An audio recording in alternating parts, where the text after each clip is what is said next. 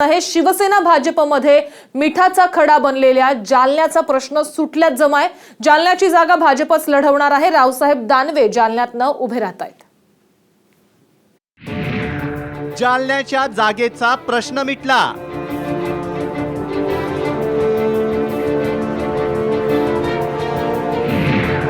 जालन्यातनं रावसाहेब दानवेच लढणार।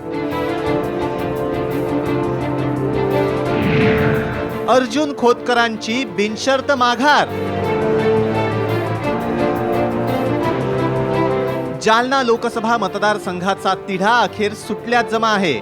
जालन्यातनं भाजपचे प्रदेशाध्यक्ष रावसाहेब दानवेच लढणार असल्याची माहिती सूत्रांनी दिली आहे।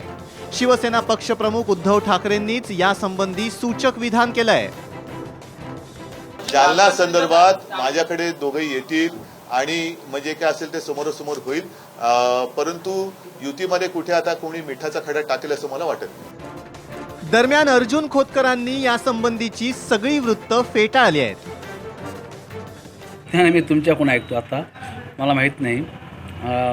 मी प्रत्येक वेळी सांगत आलो की माझ्या बाबतीतला निर्णय हा माननीय उद्धवसाहेब घेणार आहेत आणि उद्धवसाहेबांचा तसा अजून मला काही निरोप नाही, त्यामुळं मला काय माहीत नाही काय बातम्या चालू आहेत। अर्जुन खोतकर यांनी रावसाहेब दानवेंविरोधात बंड करत जालन्याच्या जागेवर दावा केला होता।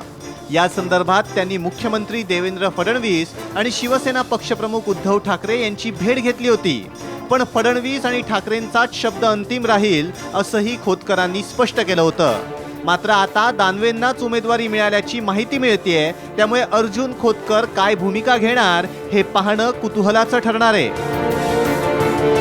वैदेही काणेकर, साम टीव्ही, मुंबई।